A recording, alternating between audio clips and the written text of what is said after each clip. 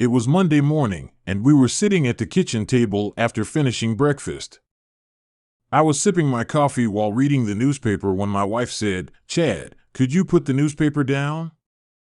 I need to talk to you." I set the paper on the table, and she continued, "I'm leaving you, Chad. I want a divorce." "Is that all?" I asked, picking the newspaper back up and flipping to the sports section. "I'm serious, Chad," she insisted. I ignored her, which only made her more upset. "Damn it, Chad. Put down that newspaper and talk to me about this. I have nothing to say except goodbye. It's not much of a loss anyway. You haven't been worth a damn as a wife for over a year. So just go." I put the newspaper down, stood up, and walked to the home office.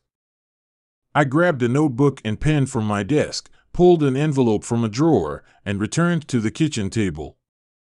I wrote on the top sheet of the notebook, "Tyrone, thank you, thank you, thank you, and thank God she is leaving me." As I was about to place the note in the envelope, I had an idea. I pulled out one of the lottery tickets I had bought the night before and added it to the envelope.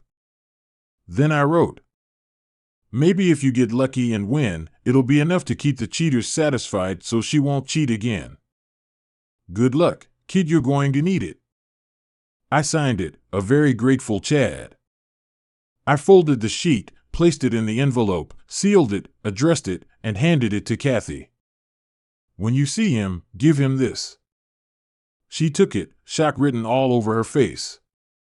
"You know, just because you think I'm ignorant doesn't mean I actually am," I replied. Reclaiming the envelope from her, I added, "Perhaps I should mail it myself. I don't trust you not to open it, read it, and then throw it away. Now, why don't you go pack your things and get out of my life? And since you're leaving, you need to be out of the house as soon as possible. I'm not going anywhere. I'm not moving out just so you can bring your lover in." I stood up, poured coffee into a travel mug, topped it off, and headed to work. On the way, I stopped by the bank, closed our savings and checking accounts, and emptied our safe deposit box. Then, I went to a bank closer to work and opened new accounts in my name only. Next, I called to cancel all our joint credit cards and arranged for new cards to be issued in my name only. After that, I focused on my day-to-day tasks. I stayed late after work, had dinner and drinks with my executive assistant, and mentioned that I was back on the market if her sister was still interested.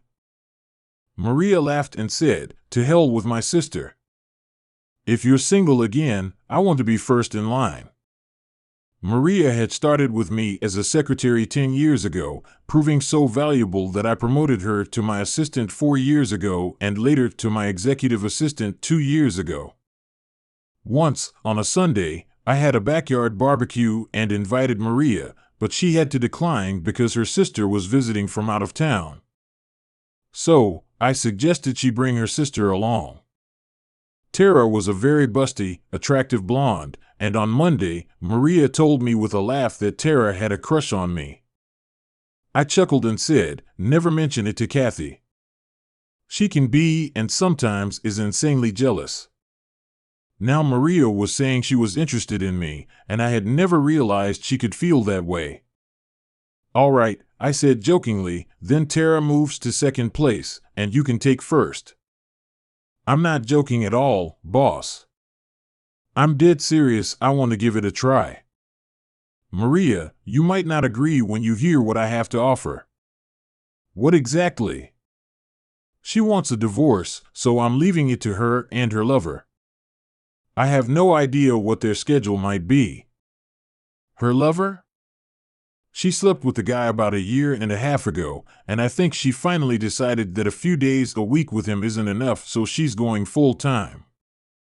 "How long have you known?" "A year and a half. I knew almost from the day it started." "How did that happen?" "A friend of mine saw her going into a motel room with a man and called me. I hired a private detective to follow her for a week, and he got me all the information I needed." A year and a half, and you did nothing about it? What was I supposed to do? Get angry and turn my life upside down? In this state, divorce is no fault. Everything would have to be split in half, and I'd have to sell the house and split the proceeds with her. I'd have to give up the pool, the hot tub, my woodworking shop, and the 3-car garage and move into some apartment. No thanks. I decided to just ignore it and let her cook for me, do my laundry, and keep the house clean. How could you be around her knowing she was cheating on you? You'd be surprised how quickly love can turn to hate, and then hate turns into indifference. I can't believe a healthy guy like you could go a year and a half without sex. Who said anything about going without sex? As long as Kathy was offering, I was taking. The frequency did decrease somewhat, though. I didn't touch her on the days I knew she was with him. Other than that, the only change was that I stopped making love and just had sex. Do you have any idea why she did it? No idea. But he probably wasn't the first. You think she had other lovers? I can't know for sure, but what I do know is that in the 10 years we've been married, she fell into a certain mood 4 times, as far as I can remember. For a time, she acted the way she has for the last year and a half since she got involved with this guy. It's just a guess on my part, but I'd almost bet that the other times were for the same reason. If she hadn't been seen and I hadn't been alerted, I would have taken her recent mood as just another one of those women's things. Maybe I'm wrong in my thoughts, but it doesn't really matter. I know for sure about this affair, and that's all I need to know to understand she's a cheater. What are you going to do now? Wait. Wait for what? To see what she plans to do. Now she's on her own. I emptied the bank accounts, canceled all her credit cards, and told her to get out of the house. She wanted a divorce, so I decided to leave it up to her. Since she doesn't earn enough to support herself and pay a lawyer, she'll have to get money for a lawyer from her lover. And I don't know if he'll give it to her. I assume they discussed this before she hit me with it, but I have no way of knowing.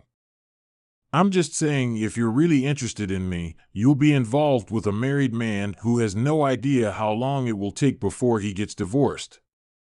You're thinking about this the wrong way, Chad. How so? If she files for divorce, she'll be in control. You'll be served, and that could be bad. You have no idea what she might do. They might order you to leave the house and give it to her pending the hearings. What if she files and claims mental and physical cruelty and gets a restraining order keeping you away from her and the house? You need to set the pace, boss. You need to be in the driver's seat, make her react, not the other way around. Besides, you'll be helping me a lot. Helping you how? If you're going to wait and let her file, what if she doesn't? What if her lover doesn't give her the money for it? That could put us in a position of adultery, and she could use that against you in the future. You say she cheated, and she says, so what? You did too. If you file, you're stating that, from your perspective, the marriage is over, and what you do from that point on is none of her business. Legally speaking, you'll still be married until the divorce is final, and being with me would technically still be considered adultery. But no court will hold that against you if it doesn't start until after you've filed for divorce from Kathy. It seems I need to stay away from you until either you or she takes legal action. If we wait for her, it could take years or maybe just a week, but it would be under her control. If you file, you could meet with a lawyer early tomorrow and serve Kathy by Thursday. That would give me the weekend to work on winning you over. Winning me over? I'm dead serious, boss. What's the point of being first in line if I don't take advantage of it? She was right, and I knew it. So I pulled out my cell phone and speed dialed Alex. Alex and I had been friends since 3rd grade, and he was a lawyer who practiced family law, a polite term for divorce law. When he answered, I told him I needed his legal services and explained my situation. He expressed his sympathy because he and his wife, Sally, were our friends, and he liked Kathy, but he assured me he would take care of it as soon as he got to his office in the morning. He asked me to come by at lunchtime so I could sign the papers, and then we could grab lunch. Then, just to be a jerk, I told him I wanted a restraining order. I lied and said Kathy told me that if I caused her any trouble for leaving me, her lover Tyrone would straighten me out. Alex laughed and said he knew it was pure nonsense, but that he would still do it. You know there will be a hearing on this order within 10 days, right? I can get it and serve it, but there has to be a hearing before the judge will order it to stay in effect. I know, and I'm prepared for that. But right now, the main thing is to get her out of the house and keep her out for a while. We don't have kids, so she has no real reason to use the house while the divorce is ongoing. I'm sticking to the principle of possession being 9/10 of the law. There's no reason for a judge to order me out and let her in. That's what I'm aiming for. I told her to get out when we talked this morning, but I don't know what I'll find when I get home. She might be gone, or she might still be there. Since I can't be sure where she'll be, I plan to serve her at work. Is there no chance you two could come to some agreement? None. Then I'll see you tomorrow. I hung up, looked across the table at Maria, and asked, "What do you have planned for me this weekend?" She laid out her ideas, and they sounded pretty good to me. When I got home, Kathy was sitting at the kitchen table, going through some papers. "Why are you still here?" I asked, walking to the fridge and grabbing a beer. "This is my house too. I'll stay here until I can make other arrangements.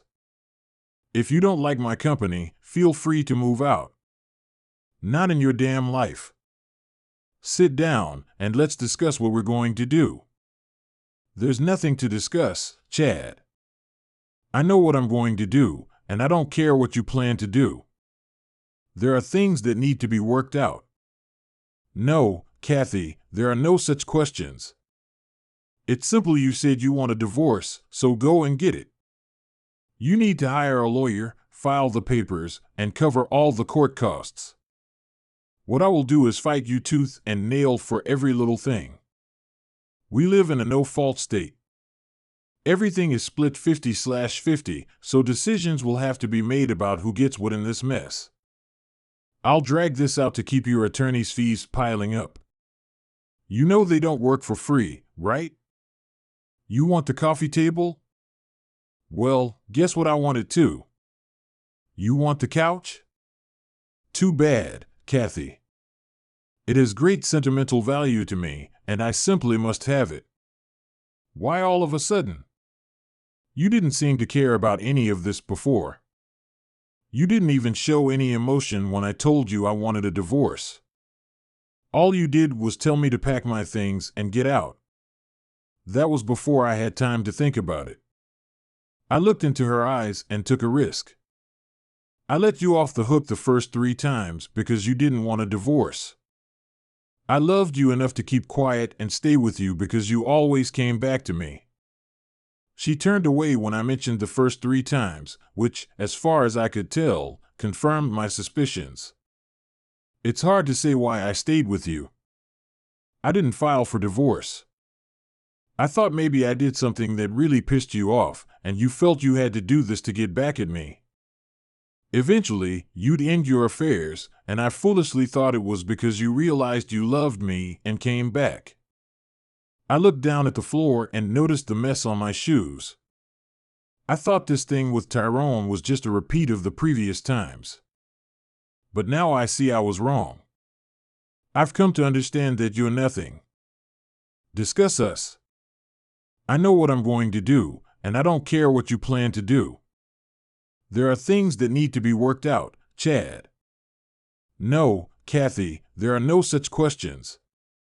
It's simple. You said you wanted a divorce, so go and get it.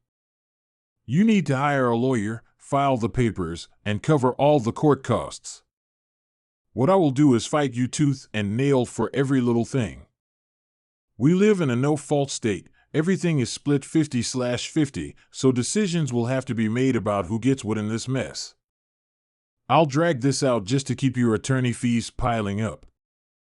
You know they don't work for free, right? You want the coffee table? Well, guess what? I want it too. You want the couch? Too bad, Kathy. It has great sentimental value to me, and I simply must have it. Why all of a sudden? You didn't seem to care about any of this before. You didn't even show any emotion when I told you I wanted a divorce. All you did was tell me to pack my things and get out. That was before I had time to think about it. I looked into her eyes and took a risk. I let you off the hook the first 3 times because you didn't want a divorce. I loved you enough to keep quiet and stay with you because you always came back to me.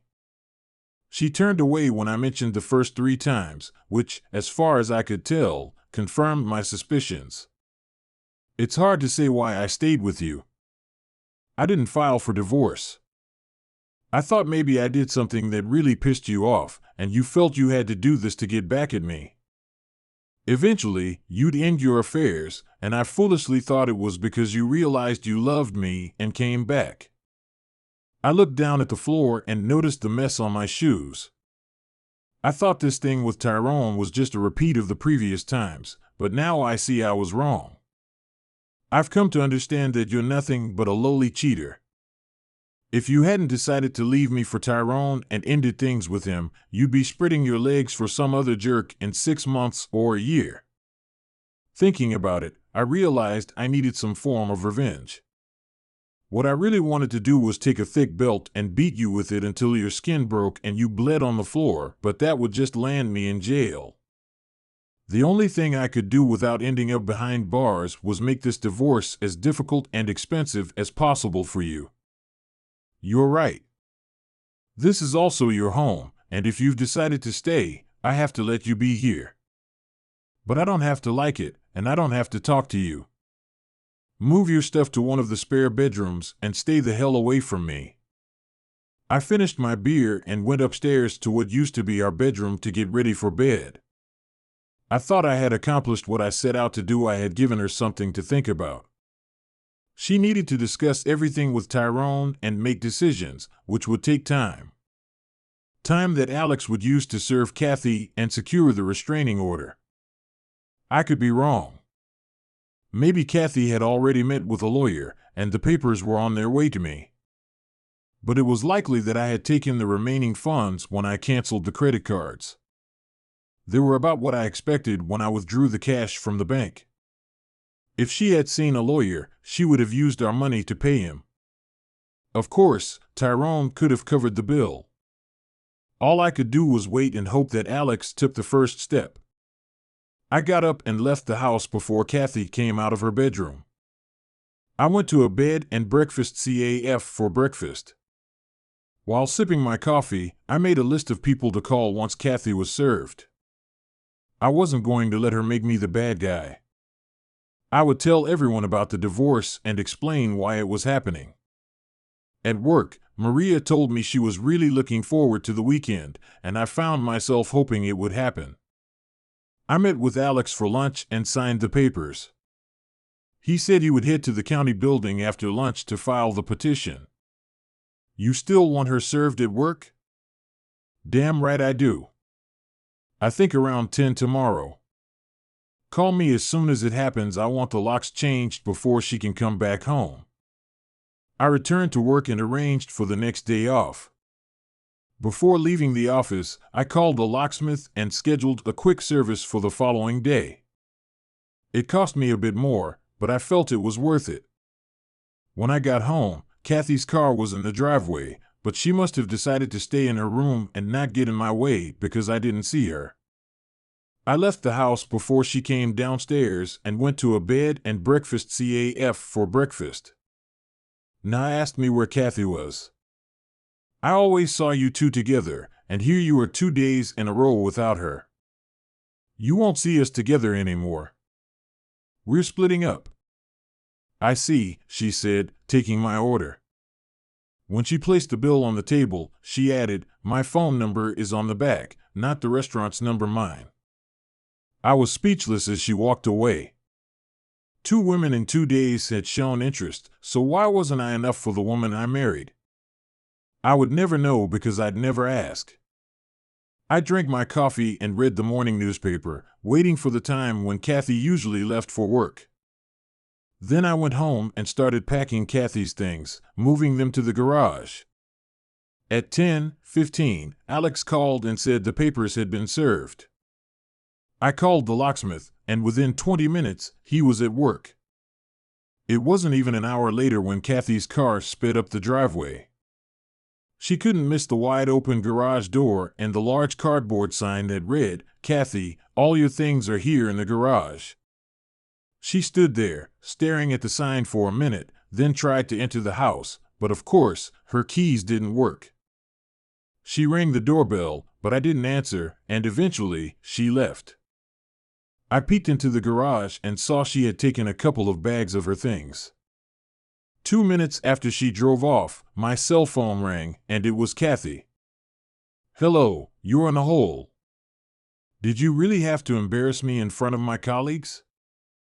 It's better than letting you humiliate me in front of mine. What the hell is this restraining order crap?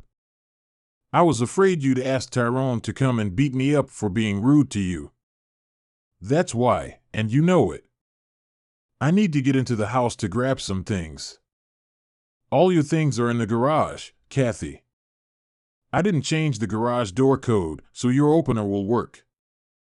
If what you need isn't there, make a list and tell me where it is, and I'll move it to the garage. Stop being ridiculous, Chad. You're making this much harder than it needs to be. Sorry, Kathy. Causing you some inconvenience doesn't adequately pay back the years you tormented me, but I need to do something for my own mental health. Just be grateful I didn't get violent. Goodbye." After hanging up on Kathy, I sat down with the phone and started calling everyone on my list. Most were shocked to hear that Kathy had cheated on me, but 2 weren't surprised. One said, "Finally caught her, huh?" And the other remarked, "I always thought you had an open marriage. She was always out with some guy, and you never mentioned it." I figured I could cross those 2 off my friends list. Kathy's parents were the most affected by the news and tried to tell me I must be mistaken. I always liked them, and they treated me almost like the son they never had, but I wasn't going to let Kathy tell them her version and make it seem like it was all my fault. If I let that happen, they would think poorly of me, and I didn't want that. After dealing with the calls, I went through the house one more time to gather Kathy's things, then made myself lunch. I had just finished eating when the guys from AR Security arrived, clearly not trusting me in the slightest and having no doubt that Kathy would violate the restraining order and try to break into the house. I decided to install a security system complete with cameras after Kathy's actions on Thursday at work. I told Maria that we were ready to go for the weekend. She smiled, clearly excited. "Tomorrow night, dinner and dancing to start with," she said, returning my grin. When I got home, Kathy did exactly what I expected. She took some of her things and then broke into the house through the connecting door from the garage. The kitchen was a disaster. Plates and glasses were smashed all over the floor, and in the living room, several lamps were broken. But what made me smile was the sight of her pulling all my clothes out of the closet, piling them on the floor, and then she peed on them. All of this was recorded, showing not only that she violated the restraining order but also acted maliciously and destructively. This was evidence I could use at the restraining order hearing. I called Alex, and he contacted the police. They arrived, took a report, and snapped some photos. The next day, Kathy was arrested at work and taken to jail. She was fingerprinted, photographed, and brought before a judge, charged with violating the restraining order and willful destruction of private property. To my surprise, the judge set a hearing date and released Kathy on her own recognizance. Despite the chaos, my date with Maria was fun, and we scheduled a second date for Saturday. That too went well, and on Sunday, we enjoyed a lovely picnic together. On Monday, there was a hearing for the restraining order. When the judge saw the security camera footage, he not only made the restraining order permanent, but also ordered me to replace all the destroyed items, pay for the dry cleaning of my clothes, and cover the cost of cleaning the bedroom. He gave her 10 days to reply or face jail time for contempt of court. Just to be a jerk, I hired the most expensive cleaning company I could find to do the job. To my disappointment, Kathy managed to get the money to do everything the judge ordered. I never got to see Kathy jailed for contempt of court. The next 2 weeks passed, and Maria and I met often, but nothing more happened beyond a few kisses, sometimes quite intense, because neither of us felt comfortable, since I was still a married man. However, we were slowly approaching the point where things were getting serious. We did not test the divorce, and it was finalized in 6 months. It was a standard no-fault divorce with everything split equally. I refinanced the house and bought out Kathy's share. I had been saving money in a separate account for an unexpected round-the-world trip to celebrate our anniversary, and since she didn't know about it, I didn't give her a cent. She also had no idea about the last 2 certificates of deposit I had placed in the safe, which I bought with my last 2 bonus checks. I had one more small victory. Kathy was awarded alimony for 2 years, or until she remarried, but it was set at only $100 a week instead of the $500 she had tried to get. This was unexpected, and Alex told me it was because we were very lucky with the judges assigned to my cases. The judge who presided over the restraining order hearing and the judge who oversaw the divorce were not only cousins who apparently discussed their cases, but they also both had cheating wives in the past. Neither of the judges believed that an innocent husband should be punished for the actions of a cheating wife. While they adhered to the law, they didn't go beyond what was required. Whatever Kathy had with Tyrone clearly wasn't that great, as 7 months after the divorce was finalized, she was living with her parents. 8 months post-divorce, I found myself at a bar in the Hilton, enjoying a beer and a steak sandwich for lunch. That's when someone took the stool next to me and asked, "Can I buy you a beer?" I turned to see my ex-wife's former lover. Curious, I invited him to continue. He signaled to Agnes and ordered us both a beer. After she brought them, he took a sip and set his glass down, staring at it for a few moments as he began peeling the label off the bottle. A small pile of label bits formed in front of him before he spoke. "I didn't mean to screw things up for you," he said, still not looking up. The night I met her, she wasn't wearing any wedding rings, so I had no idea she was married. She definitely wasn't acting like a married woman. She was at Bud's bar with a group of girls she worked with, and when I asked her to dance, she agreed. I bought her a drink, and she invited me to sit with her and the other girls.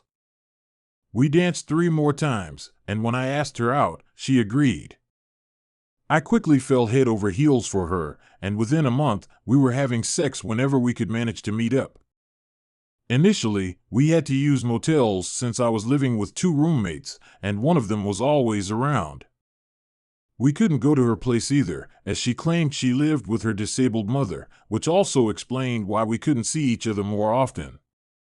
She said she could only go out when someone else was available to look after her mom.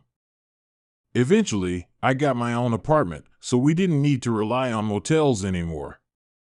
Even though our meetings were irregular, I was in love with her and was planning to propose. I intended to buy a house big enough for the 2 of us and her mother. But just before I could pop the question, a guy I knew asked me why I was dating a cheater. I was ready to confront him when he revealed that Kathy was married and had a history of infidelity. "It turned out she had cheated on you with his brother 2 years prior, and whilst her husband discovered out, he ended things with her. At first, I observed it tough to consider, but then I received your letter. I sat on it for a week before confronting her, and she or he broke down in tears. She claimed she didn't love you, portraying you as an abusive drunk who physically beat her and tormented her emotionally. She insisted she hated you but turned into afraid to go away because you supposedly threatened to music her down and kill her and each person she become with. By that point, I had performed some digging and found out she was mendacity, which erased any mind of marrying her. Still, she become appropriate in bed, and since you had kicked her out, I let her pass in with me, however simplest, as long as she become inclined to sleep with me. Everything was first rate until the divorce changed into finalized, and she commenced speak me approximately marriage. That's once I ended it. My mother and father had cut up because my mom cheated on my dad. He were given custody of me, and she or he later remarried, however, become stuck cheating on her second husband. She married a third time and cheated once more. I firmly accept as true with inside the announcing, once a cheater, constantly a cheater, so I made it clear to Kathy that so long as she become K with a Friends with Benefits Association, we have been pleasant, but nothing extra. About 3 weeks later, I got here domestic from paintings to discover she was long gone. He took some other sip of his beer and said there have been rumors that I had recognized all along approximately our affair. He requested why I didn't divorce her straight away. I shrugged and spoke back, you said it yourself, she was damn suitable in bed. I determined to let things be, enjoying the sex and the truth that there has been a person to prepare dinner, clean the house, and do the laundry. I possibly might have stayed in that association if she hadn't referred to leaving and wanting a divorce. He took another sip and added, I never idea I'd say this, especially to you, but I pass over having her in my mattress. He finished his beer, stood up, took something out of his pocket, located it at the counter, and pushed it closer to me. What is this? The lottery price tag you gave me? I asked, amazed. It's a winner. This is your half, he said, handing me a cashier's test for a sizable quantity, a very, very massive quantity. I waited to present it to you so that you wouldn't need to cut up it along with her in the divorce. See you around. And similar to that, he left. When I returned to the office, Jan, my assistant, looked at me and said, you appear to be the cat that simply ate the canary. Was lunch that correct? I smiled. Lunch turned into astonishing. Oh right, Jan said, remembering, Maria now not works for you, huh? Not inside the office. She's home. Portray the room that becomes the nursery when the twins arrive. Dear listeners, please proportion your thoughts in the feedback segment under, and don't neglect to love, share, and subscribe.